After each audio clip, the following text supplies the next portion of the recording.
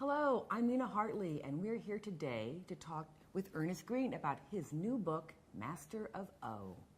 So, Ernest, where did your original inspiration for writing Master of O come about? Well, it results in part, of course, from having read the original story of O when I was quite young and finding it a very fascinating and frustrating book that had some things in it that were of great interest to me and that really, even though I had no direct personal experience, rang true, and some other things that just didn't make any sense. And I always wanted to sort of fix it. And one of the ways in which I wanted to fix it was to give some kind of an identity to the dominant men in it, because as I was to learn from reading other BDSM-oriented fiction and seeing BDSM-oriented entertainment of various sorts, is that it was almost always storytelling from the submissive woman's point of view, which leaves that person's partner a complete enigma and a mystery, and leaves also a complete enigma and a mystery what any woman would want with one.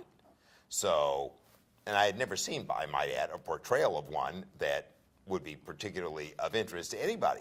So I thought it would be time to give a voice to dominant men. Well, certainly. I mean, I know as a submissive woman, you know, what it is about guys like you that get to women like me. And they're never portrayed in the book. You're absolutely correct.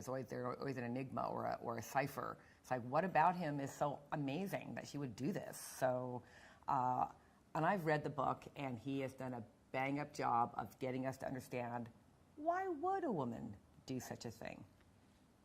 So while the main characters are based on the legendary story of O, Yeah. do you add a lot of your own sexual details into the work when you write? I'm not going to run away from it. No, absolutely. I mean, there's 30 years of research in this. Personal research. Personal research. Couldn't get any more personal.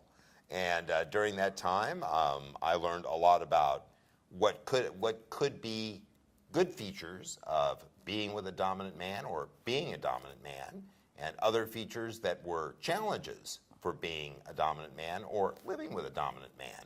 I wanted to address all of those things with the complexity that I think they deserve.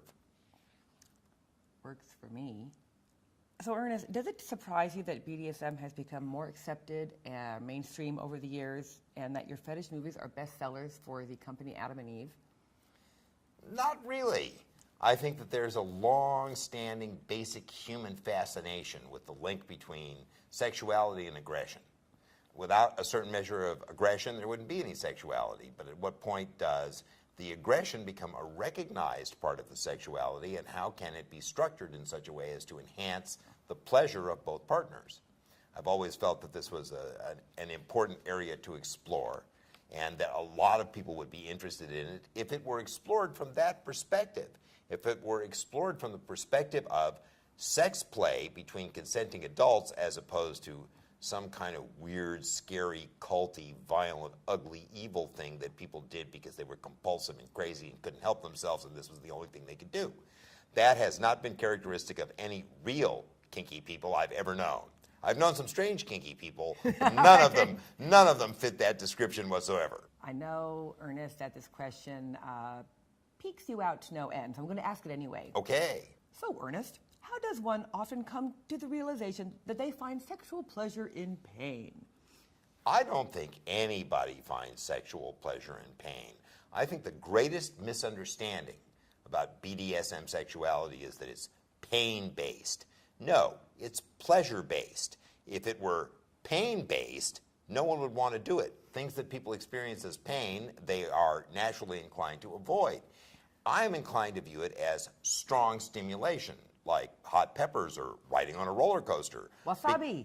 Yes, but because the circumstances are controlled and everything is negotiated in advance and everyone knows the environment is safe, they can play around with the idea of that kind of strong physical stimulation, of psychological circumstances that could be challenging. All of these things are fine within the safety of negotiated consensual arrangements between consenting adults. Thank you, Ernest. That was actually very interesting. And where can people find Master of O? They can find Master of O at masterofo.com. And they can also obtain it through Daedalus Publishing, the courageous and heroic individuals who gave me the opportunity to bring this vision to the world. So yes, masterof.com. Buy it for yourself, buy it for your friends, buy it for fun. Well, thank you. My pleasure.